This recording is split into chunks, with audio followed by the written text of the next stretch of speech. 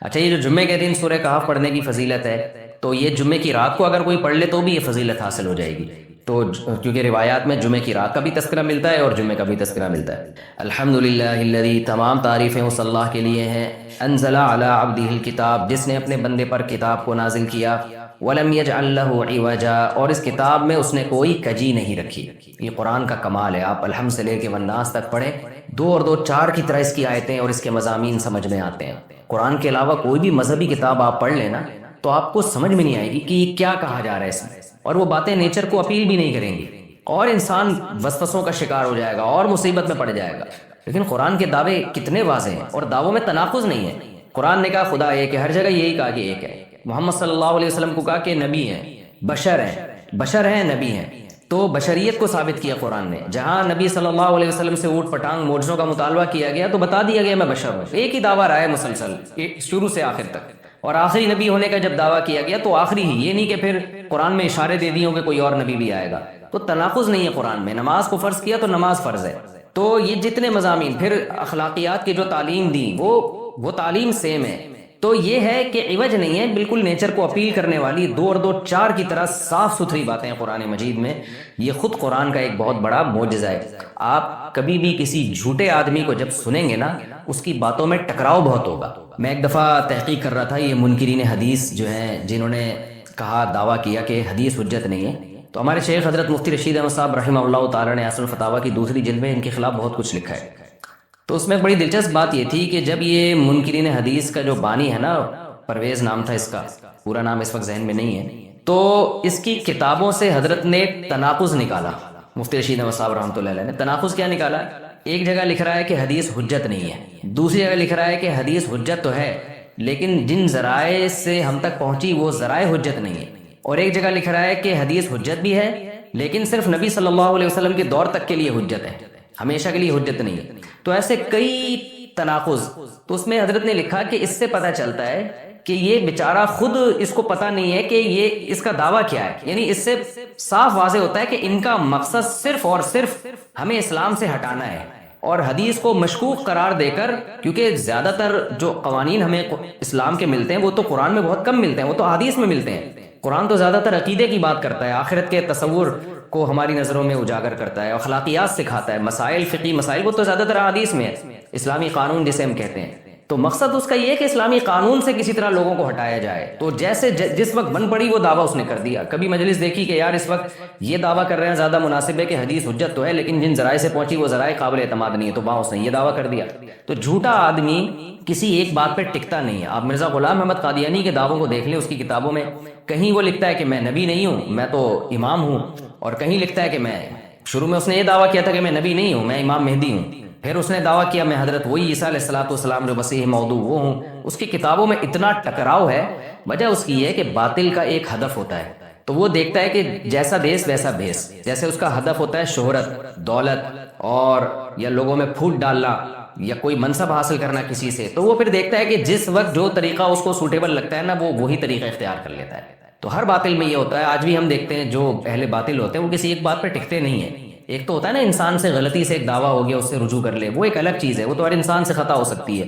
لیکن اہل باطل کے دعووں میں بہت ٹکراؤ ہوتا ہے، وہ کسی ایک بات پہ ٹکتے نہیں ہیں. آج بہت سارے اسکالرز ایسے ہیں کہ آپ جب ان کی تقریریں سنیں گے یا ان کی کتابیں پڑھیں گے تو انہیں بہت ٹکراؤ نظر آئے گا. اسی سے صاف پتہ چل جاتا ہے کہ یہ لوگ اپنے دعوے میں مخلص نہیں ہیں، ان کا مقصد پھوٹ ڈالنا ہے. تو جتنی جو تحریف شدہ آسمانی کتابیں، جتنے باطل مذاہب ہیں، ان میں بھی آپ کو یہ ٹکراؤ نظر آئے گا. تو قرآن یہ دعویٰ بار بار کرتا ہے کہ اللہ تعالیٰ نے جو کلام اپنے حبیب صلی اللہ علیہ وسلم پہ نازل کیا اس میں آپ کو عوج نظر نہیں آئے گا، کوئی کجی نظر نہیں آئے گی. بہت واضح دو اور دو چار کی طرح وہ اپنے دعووں کو دعوے کرتا ہے قرآن مجید، اور اس پر دلائل قائم کرتا ہے.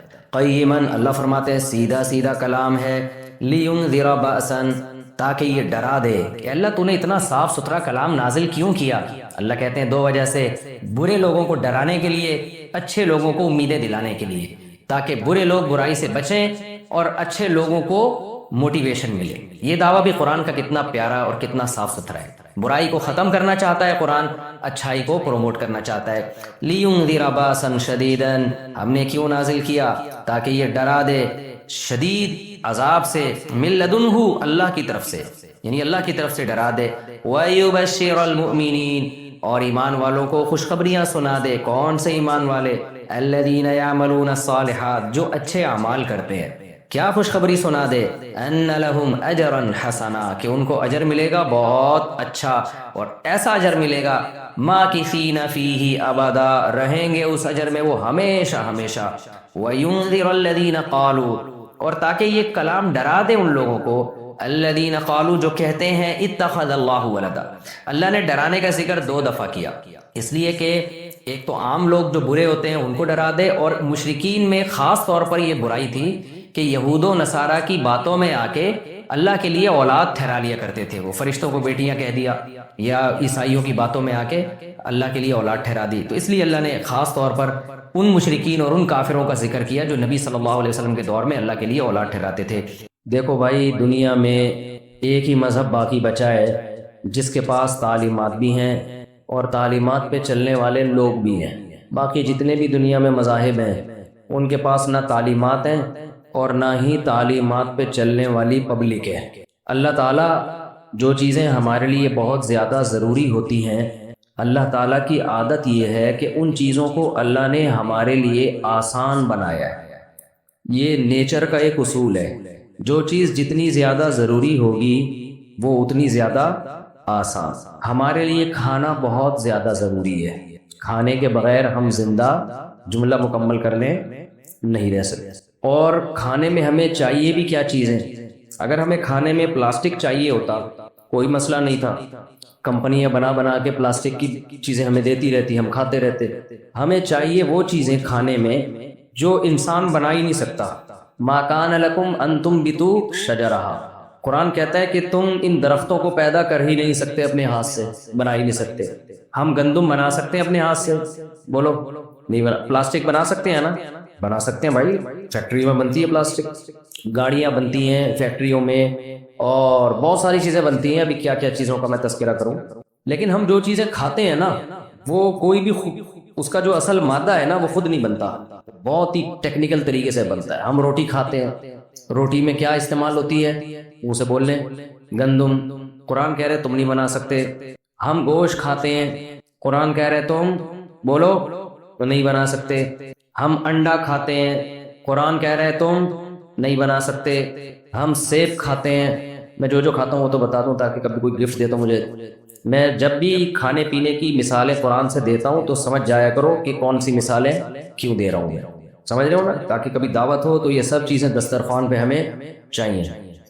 تو ہم گوشت کھاتے ہیں، ہم گوشت کو بنا نہیں سکتے۔ بہت سارے، ہم انار کھاتے ہیں، انار کو بنا بولو نہیں۔ صبح شام جتنا کچھ ہم کھا رہے ہیں ان میں سے کچھ بھی ہم بنا ہی نہیں سکتے۔ اور اگر یعنی ان کا بنانے کا پروسیس اتنا پیچیدہ ہے، اتنا پیچیدہ ہے کہ اگر اللہ یہ بنی بنائی چیزیں ہمیں نہ دیتا تو ہم تو تجربے کی بھینٹ چڑھ چکے ہوتے، اب تک مر چکے ہوتے، انسانیت ختم ہو چکی ہوتی۔ تو ہے ان کا بنانا بہت مشکل، لیکن ہماری ضرورت بہت ہے، اس کے بغیر ہم رہ نہیں سکتے۔ تو اس لیے اللہ یہ بنا بنا کے مارکیٹ میں لاتا رہتا ہے۔ کہا تم نہیں بنا سکتے، کوئی بات نہیں، میں بناؤں گا۔ ٹھکا ٹھک بنتی ہیں چیزیں، ایسے ٹھکا ٹھک۔ آسمان سے پانی برستا ہے، گوبر مٹی پانی کا ملاپ، پودا پیدا ہوا، اس کے اندر بالیاں اور دانے، اور جتنی بڑی زمین پہ آپ گندم لگاؤ ساری زمین ہری بھری، اور جو فیکٹریوں سے مال نکلتا ہے زیادہ تر ضائع ہوتا ہے، سارا انسانوں کے پیٹ میں نہیں جاتا۔ تو ایسے آپ جاؤ ذرا کبھی صبح سبزی منڈی، اپنے خرچے پہ آپ جاؤ ذرا سبزی منڈی میں، جو مال آ رہا ہوتا ہے، جو ٹماٹر کے ٹرک آ رہے ہیں، خربوزوں کے ٹرک آ رہے ہیں، پیاز کے ٹرک آ رہے ہیں، کبھی منظر اپنی آنکھوں سے دیکھو، ایمان تازہ ہو جاتا ہے۔ کیسے اللہ ہمارا رب مٹی پانی گوبر کے ملاپ سے پیاز بنایا، لاکھوں منوں ٹن پیاز زمین سے ایک دن میں باہر نکال دیا۔ ایسے لگ رہا ہے زمین کے اندر فیکٹری ہے، ایسے پیاز نکال کے باہر پھینک رہی ہے، مولیاں نکال کے۔ روزانہ کبھی جاؤ نا، دیکھو بھائی، کھا تو لیتے ہیں ہم، دیکھتے نہیں ہیں کہ یہ سب بنتا کیسے ہے۔ اتنا کچھ زمین کے اندر فیکٹریاں لگا دی ہیں اللہ تعالیٰ نے کہ وہ زمین آپ کھود کے دیکھو کوئی فیکٹری نظر نہیں آئے گی، لیکن اللہ تعالیٰ اسی زمین سے خربوزے نکالتا ہے، اسی زمین سے جب تربوز نکالتا ہے تو پورے کراچی میں تربوز ہی تربوز آپ کو نظر آئیں گے۔ ہر آدمی تربوز کے ڈھیر لے کے بیٹھا ہوا ہوتا ہے. یہ سارے کہاں سے نکلے ہیں؟ بولو. زمین. خربوز ہے تو خربوز ہی خربوز ہے، تربوز تو تربوز ہی تربوز، آم تو آم ہی آم، کیلے تو پھر کیلے ہی کیلے، امرود تو پھر امرود ہی امرود. ایسے لگ رہا ہے زمین کے اندر فیکٹریاں لگی ہوئی ہیں، اندر بندے بیٹھے ہوئے ہیں، مینوفیکچرنگ کر رہے ہیں اور دے دنادن تربوز نکال نکال کے باہر پھینک رہے ہیں. کیوں اتنی بڑی تعداد میں اتنا کچھ بن رہا ہے؟ اس لیے کہ کھانا میرے اور آپ کے لیے بہت، بولو، ضرور. یہ نہ ملے تو گئے، پروگرام برباد ہو جائے گا ہمارا. اس لیے بہت وافر مقدار میں یہ سب چیزیں پیدا ہوتی ہیں بڑی آسانی سے. انسان کو کوئی زیادہ محنت نہیں کرنی پڑتی. انسان کا کام ہے پانی ڈالنا، گوبر ڈالنا، ہل چلانا، بس. اللہ کہتے ہیں اتنا کر لو، باقی سب خود بخود ہوگا. تو اس کے بعد ہمارے لیے زندہ رہنے کے لیے سب سے زیادہ ضروری، اس سے بھی زیادہ ضروری کیا ہے؟ پانی. کھانے سے زیادہ ضروری کیا ہے؟ میں نے بولا ہے تو آیا آپ کو جواب، نہ پتہ ہی نہیں تھا آپ کو. کھانے کے بعد ہمارے لیے سب سے زیادہ ضروری کیا ہے؟ کھانے سے بھی بعد نہیں، بلکہ کھانے سے بھی پہلے، کھانے سے بھی زیادہ ہمارے لیے ضروری کیا ہے؟ پانی. کچھ دن کھائے پیے بغیر زندہ رہ سکتے ہیں، پیاس لگ رہی ہو تو پھر پیے بغیر اتنے دن تک زندہ نہیں رہ سکتے. پانی بھی کمال کی چیز ہے، ہلکی چیز نہیں ہے. تو سستی ہے اس لیے ہلکی لگ رہی ہے آپ. یہ 2 ہائیڈروجن کے اور 1 آکسیجن کے مالیکیول کو ملا کے اللہ نے بنایا ہے. آپ کہہ سکتے ہو آسان ہے تو بنا کے دکھاؤ. 2 ہائیڈروجن پکڑو، 1 آکسیجن پکڑو، ملاؤ، کچھ بھی نہیں ملے گا. اگر 2 ہائیڈروجن اور 1 آکسیجن کو ملانا اتنا آسان ہوتا تو ہائیڈروجن آکسیجن فضا میں بہت زیادہ ہے، پانی کی کبھی کمی، بولو، ہوتی نہیں. جب ہمیں پیاس لگتی ہم جاتے سائنسدانوں کے پاس، سر 1 کلو ہائیڈروجن مل جائے گی؟ کہے گا ہاں مل جائے گی، بہت ہے. ½ کلو آکسیجن چاہیے، 1 کلو کیا چاہیے؟ ہائیڈروجن. کیا کرنا ہے؟ مجھے پیاس لگ رہی ہے، آپ ملاؤ، یوں یوں ہلا کے دے دو تاکہ پانی بن جائے. تو وہ کیا کہے گا؟ اگر جاپانی ہوگا بولے گا چنگ چانگ چانپ چانپ. یہ نہیں ہو سکتا، یہ نہیں ہو سکتا بھائی. ہو سکتا ہے لیکن بہت ٹائم لگے گا، اتنی بڑے لمبے چوڑے پروسیس سے گزارنا پڑے گا اس کو. یہ اتنا آسان نہیں ہے جتنا تم سمجھ رہے ہو. تو اگر اللہ تعالی ہمیں سائنسدانوں پہ چھوڑ دیتا، فیکٹری والوں کے حوالے کر دیتا کہ پانی پینا ہو تو 2 ہائیڈروجن کے 1 آکسیجن کو ملا کے پانی بنا لیا کرو، تو ہم اب زندہ ہوتے؟ بولو نا. اللہ نے کہا کھانے سے بھی زیادہ ضروری پانی، لہذا پانی اگے گا نہیں، اس میں ٹائم لگتا ہے. پانی اگنے میں کیا لگتا ہے؟ جو بھی چیز اگتی ہے تھوڑا ٹائم لیتی ہے نا. تو پانی برسے گا جب کوئی چیز بے انتہا وافر مقدار میں ہمیں دی جاتی ہے تو ہم کہتے ہیں یہ تو برس رہا ہے.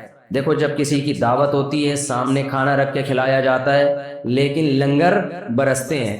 داتا دربار پہ شاپر کیا ہوتے ہیں؟ میں گیا نہیں ہوں، لوگ بتاتے ہیں. جب بہت لٹایا جاتا ہے نا تو ایسے پھینکا جاتا ہے، لو بھائی.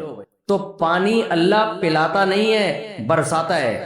پانی اللہ پلاتا نہیں ہے بلکہ بولو برساتا ہے. پلانے کا تو مطلب یہ اللہ بلاتا ہے جس کو پانی چاہیے وہاں جاؤ. جیسے گورنمنٹ نے ہمیں ایسا کر دیا، وہاں جاؤ، نل کا کھولو، تمہاری قسمت، کبھی ہوا آئے گی اور اتفاق سے کبھی پانی بھی آ سکتا ہے. یہ ہے پلانا. اللہ کہتا ہے میں آسمان سے برساؤں گا اور اتنا برساؤں گا دے دنا دن کیا، اگر اس میں 100-200 بندہ مر بھی جائے تو مجھے کوئی پرواہ نہیں ہے. یہ تمہاری ٹینشن ہے، تم نے پہلے سے انتظام کیوں نہیں کیا. اتنا برستا ہے پانی، اور اس سے پھر دریاؤں میں، پھر کنوؤں میں. فَسَلَكَهُ يَنَابِيعَ فِي الْأَرْضِ، قرآن کہتا ہے اس کو برساتا ہوں، اس سے تمہارے ڈیم بھرتے ہیں، اسی سے تم لائنیں نکالتے ہو. یہ اسٹوریج کا تو تم نے خود انتظام کیا ہے، لیکن ایک انتظام میں نے بھی کیا ہوا ہے. وہ کیا ہے؟ سَلَكَهُ يَنَابِيعَ فِي الْأَرْضِ، اس پانی کو زمین کے سوتوں میں داخل کرتا ہوں، دراڑوں میں، تاکہ سارا پانی بہہ کے ضائع نہ ہو جائے. زمین میں جہاں بھی سوراخ ہوگا، کچی زمین ہوگی، وہاں پانی اندر گھسے گا، گھستے گھستے جا کے ایک جگہ جا کے رک جائے گا. اَرَأَيْتُمْ إِنْ أَصْبَحَ مَاؤُكُمْ غَوْرًا فَمَن يَأْتِيكُم بِمَاءٍ مَّعِينٍ. اسی کو قرآن نے کہا ہم اس کو روک لیتے ہیں، نہ روکیں تو یہ نیچے جاتا رہے اور تمہاری دسترس سے باہر ہو جائے. کیونکہ پانی کا کام زمین کی جو گریوٹی کی جو مرکز ہے نا، اصل میں تو وہاں ہے گریوٹی، وہاں کھینچتی ہے چیزوں کو. آپ ایک گڑھا کھودو، گڑھا کھودنے کے بعد کیا ہوگا؟ اتنا لمبا گڑھا کھودو کہ زمین کے مرکز تک پہنچ جائے. وہ ہو نہیں سکتا ایسا. گڑھا کھودنے کی بڑی کوشش ہے کہ یہی ناکام ہوئے، لیکن فرض کرو کامیاب ہو گئے. تو اگر آپ کو اس گڑھے سے اوپر سے نیچے پھینکا جائے تو آپ کہاں جا کے ٹکو گے؟ کہیں بیچ میں کوئی جگہ آئے گی جہاں رک جاؤ؟ بولتے کیوں نہیں بھائی؟ 10 foot 20 foot 1 kilometre 2 kilometre 10 kilometre 50 kilometre کہیں رکو گے جا کے؟ نہ، جاتے رہو گے نیچے. جب بالکل زمین کے مرکز پہ پہنچو گے اس وقت تو ویسے تو کباب پراٹھا بن چکے ہوگے، لیکن ایک مثال دے رہا ہوں، اگر نہ بنے ہوئے تو زمین کے مرکز پہ جا کے، اتنی سائنس تو آنی چاہیے یار، زمین کے مرکز پہ جا کے رک جائیں گے نا، تو جملہ کمپلیٹ کر لیتے ہیں نا، رک جائیں گے تو وہاں جا کے رک جائیں گے۔ تو اگر اللہ یہی نظام پانی کا بھی رکھتا، بارش سے پانی برسا زمین میں جا رہا ہے جا رہا ہے جا رہا ہے جا رہا ہے، نیچے جب گرم پلیٹیں آنا شروع ہوئی تو وہاں جا کے جل گیا، پھر بھاپ بن کے اڑ گیا، تو پروگرام بڑھ گیا۔ کیسا شعر کہا ہے دیکھو میں نے۔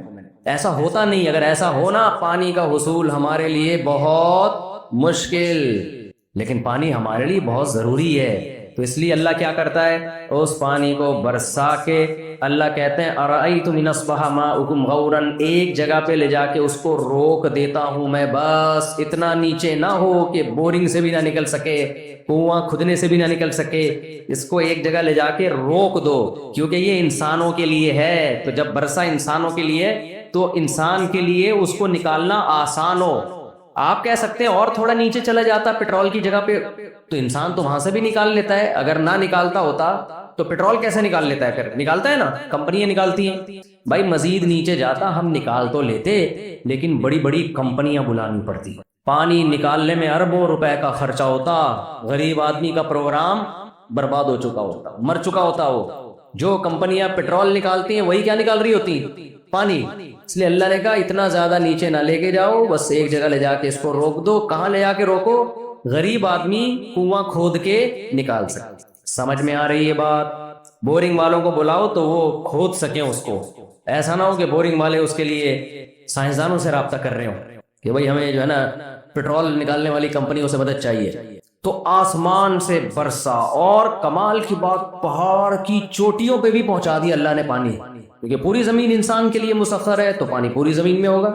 آپ گلگت بلتستان جائیں، آپ چترال جائیں، ویسے ہی وہ علاقے بہت ہائٹ پہ ہیں۔ مجھے لگ رہا ہے آپ لوگ کی توجہ ہے نہیں ادھر، کچھ تھکے تھکے لگ رہے ہیں یا کیا ہے مسئلہ؟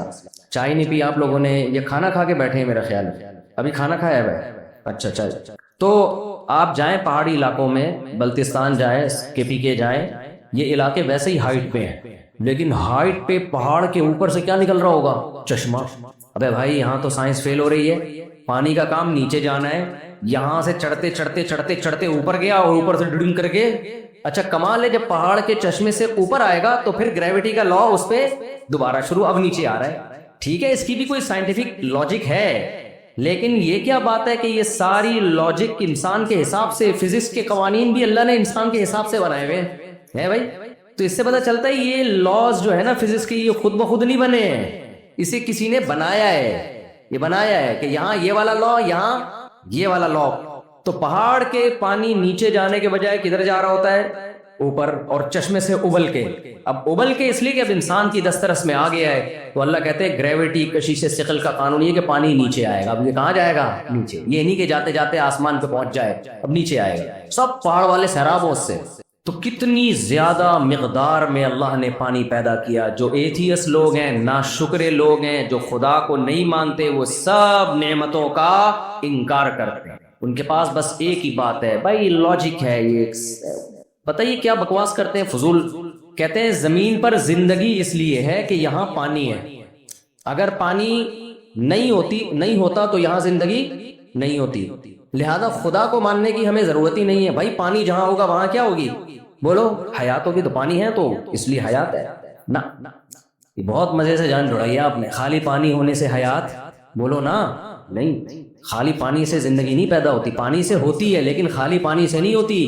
یہ وہی والا قصہ ہو گیا، ایک آدمی کی بائک، ایک آدمی نے گاؤں میں بائک خریدی۔ گاؤں میں جب کوئی موٹر سائیکل یا گاڑی خرید لینا تو شامت آ جاتی ہے اس کی۔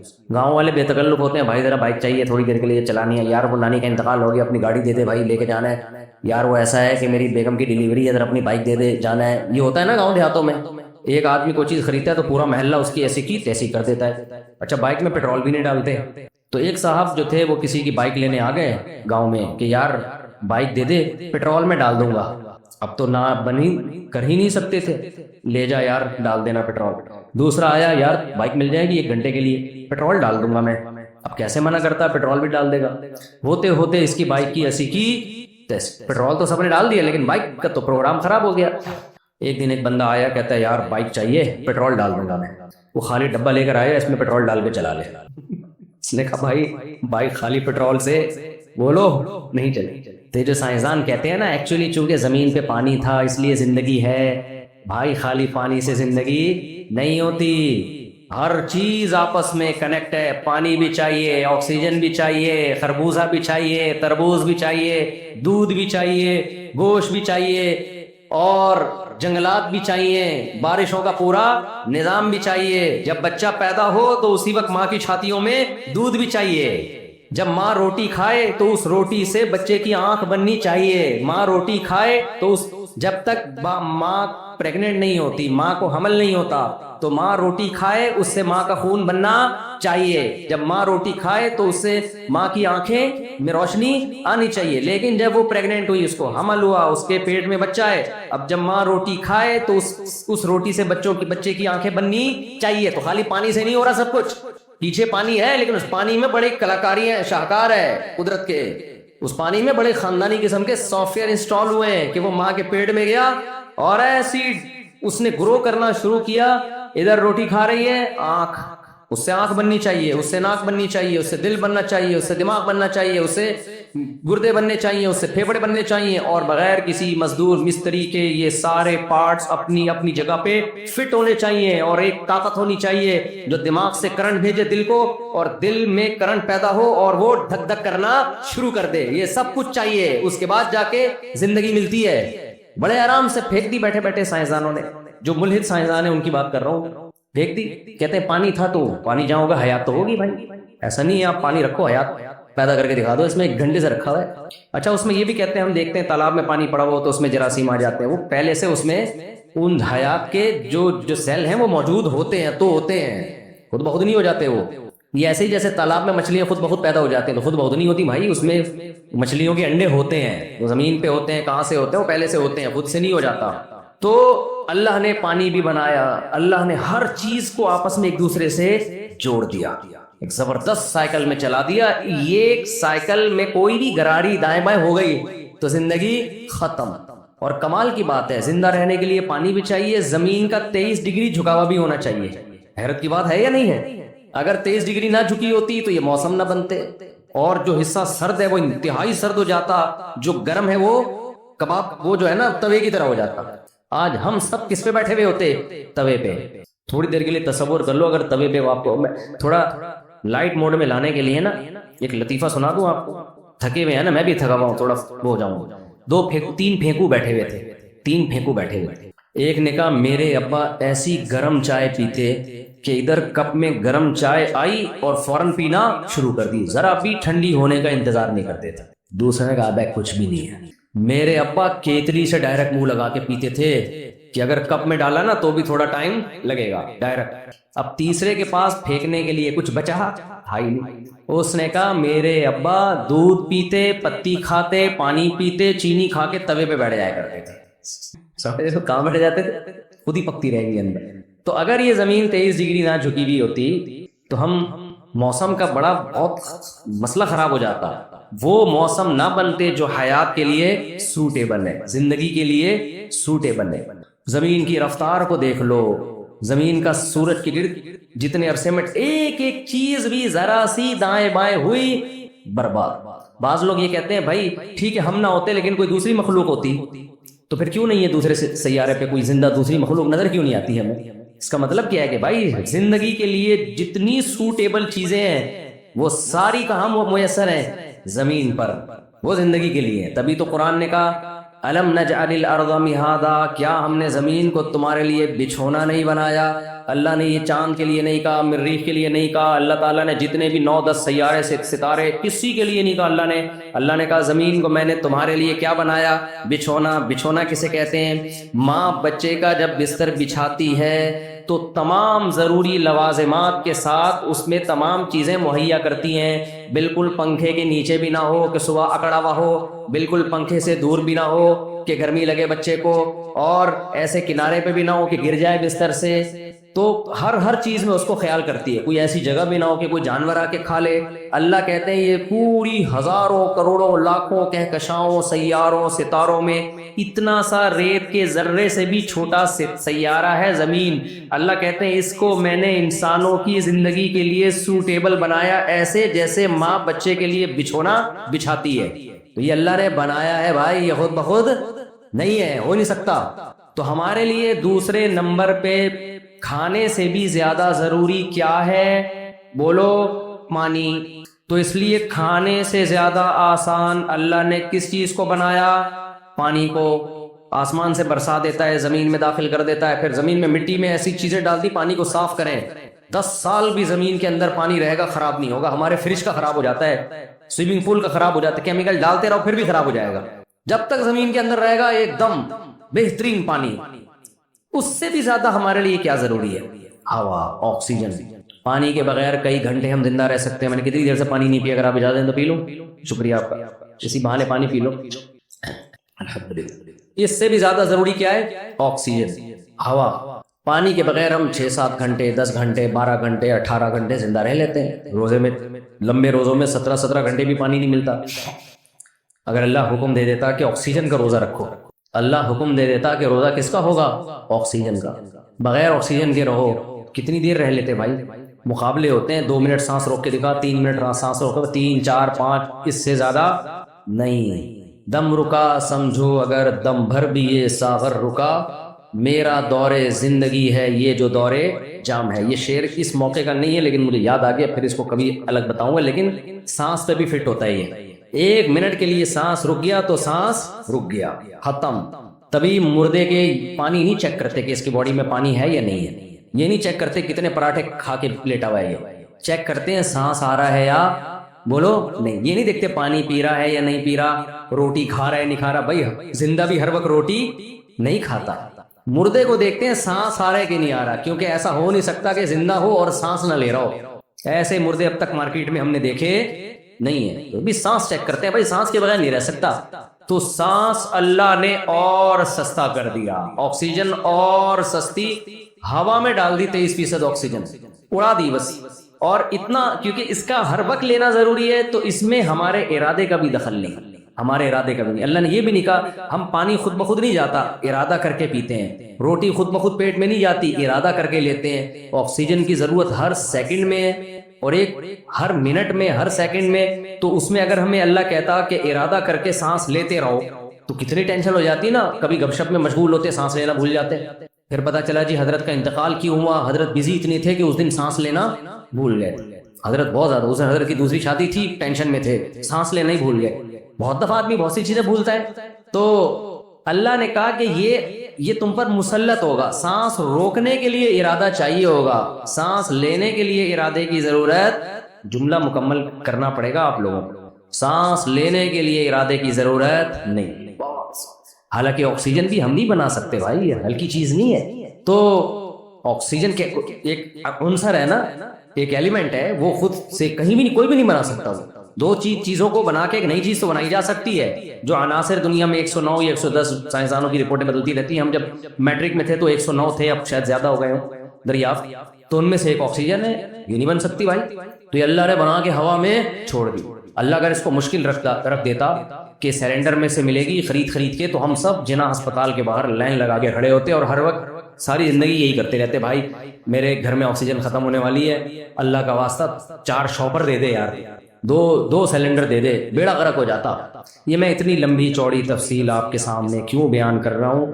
آکسیجن کے بارے میں رپورٹ پیش کرنے کے لیے نہیں، کھانے خربوزے تربوز کے فضائل بیان کرنے کے لیے نہیں۔ ایک دعویٰ میں نے کیا تھا کہ جو چیز ہمارے لیے بہت ضروری ہوتی ہے، اللہ نے اس کے حصول کو ہمارے لیے بہت آسان کر دیا۔ اب مجھے ایک بات بتاؤ، قرآن یہ کہتا ہے کہ تمہارے لیے آکسیجن سے بھی زیادہ، پانی سے بھی زیادہ، کھانے سے بھی زیادہ، گھر سے بھی زیادہ، بیوی بچوں سے بھی زیادہ، صحت سے بھی زیادہ ضروری ہے میرا تعارف اور دین پر چلنا اور اسلام کو فالو کرنا۔ تو آپ بتاؤ یہ ظلم نہیں ہوگا کہ جو سب سے زیادہ ضروری میرے اور آپ کے لیے ہو، اس کے سمجھنے کو اللہ نے مشکل بنا دیا ہو؟ یہ ہو سکتا ہے؟ اللہ کہہ رہے ہیں وَمَن يَبْتَغِ غَيْرَ الْإِسْلَامِ دِينًا فَلَن يُقْبَلَ مِنْهُ، جو دنیا میں اسلام کے علاوہ کسی اور مذہب کو فالو کرے گا برباد ہے، تباہ ہو گیا، وَهُوَ فِي الْآخِرَةِ مِنَ الْخَاسِرِينَ، جہنم میں جائے گا وہ۔ دعویٰ کتنا بڑا ہے نا اللہ تعالیٰ کا۔ بھائی جو پانی جس کو نہیں ملا وہ برباد ہو گیا کہ نہیں ہو گیا؟ کیا خیال ہے؟ جس کو روٹی نہیں ملی برباد ہو گیا کہ نہیں ہو گیا؟ جس کو آکسیجن نہیں ملی برباد ہو گیا نا؟ لیکن اللہ کہہ رہے ہیں جس کو جو اسلام کے علاوہ کسی اور مذہب کو فالو کرے یا سرے سے کسی مذہب کو ہی فالو نہیں کرتا وہ کیا ہو گیا؟ برباد۔ اور قرآن آخرت کی بربادی کو دنیا سے بڑی بربادی مانتا ہے، کیونکہ دنیا میں اینڈ سب کا بربادی ہے۔ آپ کو پانی ملتا رہے تو بھی مرو گے آپ ایک دن، آپ کو کھانا ملتا رہے پھر بھی مرو گے، آکسیجن ملتی رہی، جتنے مرے ہیں ان کو آکسیجن بھی مل رہی تھی، کھانا بھی مل رہا تھا، پانی بھی مل رہا تھا، دنیا میں تو ویسی برباد۔ اس لیے قرآن کہتا ہے اصل بربادی کون سی ہے؟ آخرت کی۔ تو آخرت کی بربادی سے بچانے کے لیے اللہ نے ہمیں حکم دیا کہ کس مذہب کے پیچھے چلنا ہے؟ بولو اسلام۔ تو آپ مجھے ایک بات بتاؤ، پھر اس اسلام کو سمجھنا اللہ نے اگر مشکل بنا دیا ہو جبکہ وہ ضروری پانی سے زیادہ ہو تو پھر یہ تو اللہ کا ظالم ہونا لازم آئے گا کہ نہیں آئے گا؟ بولتے کیوں نہیں بھائی؟ اس لیے اللہ نے اسلام کی حقانیت، اسلام کو سمجھنا کہ تمہیں یہ سمجھ میں آ جائے کہ یہ برحق مذہب ہے، دنیا کا سب سے آسان کام اللہ نے یہ رکھا ہے۔ اس پہ کوئی لمبے چوڑے مناظروں کی اور بحث کی ضرورت نہیں ہے، ضرورت ہی نہیں ہے۔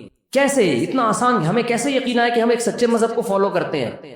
بہت آسان، 2 اور 2 4 کی طرح 2 منٹ میں پتہ چل جائے گا بھائی۔ ہمیں بہت ساری چیزیں کمپیئر کر کے پتہ چل جاتی ہیں۔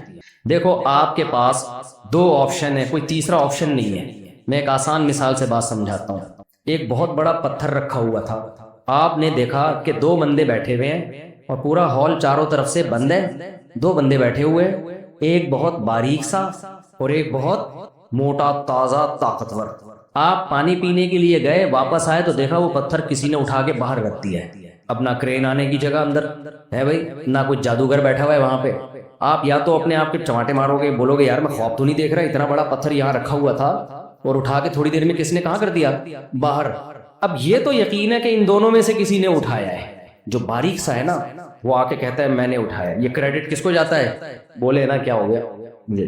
اور ایک ہے موٹا تازہ، وہ کہتا ہے کس نے اٹھایا؟ میں نے اٹھایا۔ اب کوئی کہے کہ یہ فیصلہ کرنا کہ ان دونوں میں سے یہ پتھر کس نے اٹھایا اٹس ٹو ڈیفیکلٹ، یہ بہت مشکل کام ہے، اس کے لیے بڑے بڑے ماہرین بلائے جائیں گے، ڈیبیٹ ہوگی، ٹاک شاک ہوگی، بڑے بڑے فلاسفر بیٹھیں گے، انویسٹیگیشن کی جو ٹیمیں ہوتی ہیں وہ آئیں گی، امریکہ اور جاپان سے ٹیمیں آ کے فیصلہ کریں گی کہ یہ پتھر اس نے اٹھایا، یہ اس نے اٹھایا، بڑی راکٹ سائنس چلے گی، یہ ناسا والوں سے رابطہ کرنا پڑے گا۔ یہ کلے آدمی کا کام بولو نہیں ہے، یہ میٹرک پاس کا کام نہیں ہے۔ تو یہ بے وقوفی کی بات ہوگی کہ نہیں ہوگی؟ ابے تمہارے پاس ان 2 کے علاوہ کوئی آپشن ہی نہیں ہے، کوئی کرین نہیں آئی، کوئی فرشتہ نہیں آیا، یا تو اس نے اٹھایا یا اس نے اٹھایا۔ یہ اتنا باریک، اگر اس نے اٹھایا ہوتا تو آج اس کو اٹھا رہے ہوتے لوگ، اس کا جنازہ اٹھ رہا ہوتا۔ یہ ہمیں پتہ ہے یہ اتنا باریک، اتنا سا پتلا انسان یہ نہیں اٹھا سکتا بھائی، اگر بالفرض یہ اٹھا لیتا تو آج لوگ اس کو جنازے کی چارپائی پہ اٹھا رہے، یہ نہیں اٹھا سکتا۔ بہت سی چیزیں کمپیئر کر کے پتہ چلتی ہیں، تیسرا کوئی آپشن ہے نہیں، تو بھائی یہ اسی نے اٹھایا ہے۔ سلوٹ سر، آپ کی طاقت کو سلام، ہم تو سمجھ رہے تھے کہ آپ نے خالی ڈولے شولے ویسے ہی بنائے ہوئے ہیں، آج ہمیں اندازہ ہوا آپ تو بہت پاورفل ہو۔ پھر اب کوئی اشکال کرے نہیں بھائی اتنی طاقت بھی نہیں ہے اتنا بڑا پتھر اٹھا لے، ہم کہیں بھائی ہر اشکال کا ہم جواب سوچتے رہیں گے بعد میں بیٹھ کے، لیکن ہمارے پاس کوئی آپشن اس کے علاوہ بولو ہے نہیں۔ اب جتنے بھی اعتراض ہوتے ہیں اس پہ ہم ڈیبیٹ کریں گے، بحث کریں گے اس نے کیسے اٹھا لیا، لیکن اس کے مانے بغیر چارہ نہیں ہے کہ اس کے علاوہ کوئی اٹھا نہیں، بندے ہی 2 تھے نا، اور کرین کا کوئی راستہ نہیں تھا، کوئی فرشتے کا گھسنے کا، فرشتے تو ہر جگہ چلے جاتے ہیں، تو بھائی اسی نے اٹھایا ہے۔ تو میرے بھائی ہمارے پاس نا 3 آپشن ہیں، ہم زندگی کن اصولوں پہ گزاریں، اس میں ہمارے پاس کتنے آپشن ہیں؟ بولو 3۔ یا تو ہم خدا کا انکار کر دیں، ایتھیسٹ بن جائیں اور تمام مذاہب کو ہم سائڈ پہ لگا دیں، کوئی گاڈ نہیں ہے، معاذ اللہ کچھ بھی نہیں ہے، ہم اخپل طریقے سے زندگی گزاریں گے، ہم خود فیصلہ کریں گے صحیح کیا ہے اور غلط کیا۔ اس نظریے کے پیچھے آپ کو خدا کا انکار بولو بولتے کیوں نہیں کرنا پڑے گا۔ اور اگر آپ خدا کو مانتے ہو تو بھائی یہ بات سمجھ میں نہیں آتی، جس نے ساری کائنات بنا دی اور انسان کو ایسے ہی چھوڑ دیا، کوئی مقصد کے بغیر پیدا کیا، بس جو مرضی کرتے پھرو، تو پھر ہمیں کسی خدائی مذہب کو، دین کو ماننا پڑے گا کہ خدائی تعلیمات کس کے پاس ہیں۔ اس میں بہت سارے لوگ آ کے دعویٰ کریں، ہندو کہہ رہا ہے میرے پاس ہے، میں ہوں جو بھگوان کی تعلیمات بتاتا ہوں، عیسائی کہے گا کس کے پاس ہیں؟ بولو میرے پاس۔ یہودی کہے گا کس کے پاس ہیں؟ بولتے کیوں نہیں آئی؟ میرے پاس. سکھ کہے گا کس کے پاس ہیں؟ میرے پاس. اسلام کہے گا کس کے پاس ہیں؟ میرے پاس. تو پہلا جو کہتا ہے کسی کے پاس بھی نہیں ہے، اللہ ہے ہی نہیں، خدا ہے ہی نہیں. اتنا آسان ہے، اتنی آسان بات ہے بھائی، یہ تو عقل میں آتی نہیں ہے بات. اس کائنات میں چینجر کے بغیر چینجنگ ممکن نہیں ہے. کریٹر کے بغیر کریشن کا عمل کیسے ہو گیا؟ یہ ملحد لوگ عجیب بات کرتے ہیں، کہتے ہیں جب تک کسی چیز کا کوئی سبب نہ ہو وہ ہوتی نہیں ہے. بات بالکل ٹھیک ہے، لیکن پھر ایک اتنا بڑا جھوٹ بولتے ہیں کہ یہ کائنات خود بن گئی بغیر کسی سبب کے. یہ تو ایسے ہے بارش سے بھاگے پر نالے کے نیچے آ کے کھڑے ہو گئے. ایک آدمی بارش سے بھاگا، بھیگنے سے بچنے کے لیے کھڑا کہاں کے ہوا؟ پر نالے کا برساتی نالا. اس نے کسی نے پوچھا یہاں کیوں کھڑا ہوا؟ کہہ رہا بارش بہت تیز ہو رہی ہے. تو ملحد لوگ جو ہے نا، ایتھیسٹ لوگ، وہ کہتے ہیں یار خدا اگر ہوتا تو ہر چیز اسباب سے کیوں جڑی ہوئی ہے؟ بغیر کسی لاجک کے کام ہو رہے ہوتے ہیں نا. بھائی میں نے پانی یوں اٹھاؤں گا، یوں لے کے جاؤں گا، یوں منہ میں ڈالوں گا، گریوٹی سے پانی نیچے اترے گا.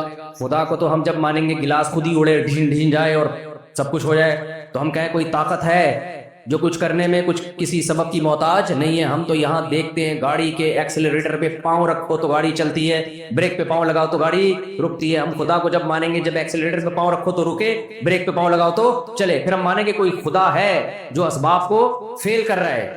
اب اس نظریے کی بیس پہ انہوں نے کیا کیا؟ انہوں نے کہا اس کب سے پتہ چلتا ہے کوئی خدا نہیں ہے. واڑے واہ، آپ نے بولا کہ گاڑی میں چینجر کے بغیر چینجنگ نہیں ہو سکتی، یقیناً نہیں ہو سکتی. لیکن اس سے بڑا جھوٹ آپ نے بول دیا کہ کریٹر کے بغیر کریشن کے عمل سے گاڑی خود گزر سکتی ہے. اس گاڑی کو بھی تو کسی نے بنایا ہے، پھر اس بنانے والے کو بھی تو کسی نے بنایا ہے. ایک اینڈ تو آئے گی نا، کوئی ایسی ذات آئے گی جو پہلی دفعہ کچھ کرنے میں کسی سبب کی محتاج نہیں ہے. انہوں نے کہا بگ بینگ تھیوری دھماکہ ہوا، یہ ہوا، سیارے بنے، ڈھین ڈھین سب کچھ بن گیا، غفار بھائی بن گئے، ستار بھائی بن گئے، کروڑوں کھربوں سال میں. بہت زبردست، ہم مانتے ہیں ایسا ہوا ہوگا. پہلی دفعہ جو دھماکہ ہوا ہے وہ میٹیریل کہاں سے آیا، وہ انرجی کہاں سے آئی ہوئی؟ اب مادہ تھا یہ انرجی تھی، وہ کہاں سے آ گئی اتنی زیادہ؟ اس کو کہتے ہیں وہ خود بخود ہو گیا. تو یہ اللاجیکل ہے خود بخود ہو جانا؟ یہ لاجیکل ہے یا اللاجیکل ہے؟ اللاجیکل. ایک طرف آپ لاجک کی بات کرتے ہو، چینجر کے بغیر چینجنگ نہیں ہو سکتی، دوسری طرف آپ اس سے بڑا جھوٹ بولتے ہو کہ پہلی دفعہ خود بخود ہو گیا تھا. تو ہم کہتے ہیں واقعی ہر کام لاجک سے ہوتا ہے، لیکن یہ لاجک بنائی کس نے؟ اللہ نے. اور وہ کچھ کرنے میں لاجک کا محتاج نہیں ہے. پہلی دفعہ اس نے کلمہ کن کی طاقت سے بنایا ہے. سمجھتے ہو گے نہیں سمجھتے؟ تو خدا کے وجود کا انکار دنیا کی سب سے بڑی حماقت اور بے وقوفی. اس لیے اللہ کو سمجھنا سب سے آسان ہے. بھائی نہیں ہو سکتا خود بخود. ہاں اللہ ہمیشہ سے ہے، کیونکہ وہ مادہ تھوڑی ہے، وہ مخلوق تھوڑی ہے کہ ہم اس کی بات کریں اس کو کس نے بنایا. وہ تو خدا ہے بھائی. فزکس کے لا خدا پہ تھوڑی اپلائی ہوتے ہیں، اس مادے پہ اپلائی ہوتے ہیں. یہ گلاس خود بخود اٹھ کے میرے منہ پہ نہیں آ سکتا. یہ فزکس کے بارے میں ہے، خدا کے بارے میں نہیں ہے. خدا کے بارے میں تو سائنس کیا ہے؟ خاموش. وہ ہماری عقل سے بالاتر ہے. تو اب ہم دوسرے مذاہب کی طرف آتے ہیں. ہندو کو دیکھ لو، عیسائی کو دیکھ لو، یہودی کو دیکھ لو، اسلام کو دیکھ لو. کسی کے پاس تعلیمات ہی نہیں ہے اسلام کے سوا میرے بھائی. تعلیمات مارکیٹ سے کیا ہے؟ عبادات. دیکھو ہمیں رہنمائی جو چاہیے نا زندگی گزارنے کے لیے، انسان کو گائیڈنس چاہیے کہ زندگی کن اصولوں پہ گزارنی ہے. تو زندگی میں مختلف شعبے ہیں جن میں ہمیں گائیڈنس بولو چاہیے. ان شعبوں کو میں دو حصوں میں ڈیوائڈ کرتا ہوں. خالق سے ہمارا ریلیشن کیسے ہوگا، خدا کے کیا حقوق ہیں جس سے ہمارا اس سے ریلیشن مضبوط، مخلوق کے کیا حقوق ہیں. پھر مخلوق کے حقوق میں بہت سارے معاملات ہیں، خرید و فروخت کے معاملات، نکاح طلاق کے معاملات، وراثت کے معاملات اور اخلاق کے معاملات، محرم نامحرم کے 20 قسم کے قوانین ہیں. غیر مسلموں کے پاس مذہب کے حوالے سے اس میں کوئی گائیڈنس نہیں. تو اللہ کا دین ایسا ہو سکتا ہے جو ہدایت ہی نہ دے رہا ہو. آپ آئے، آپ نے کہا کہ میں تمہیں بتاتا ہوں کہ زندگی کیسے گزاری جائے. ستار بھائی کہتے ہیں نہیں میں تمہیں بتاؤں گا زندگی کیسے گزارنی ہے، کیا اصول ضابطے کیا ہیں. وسیم بھائی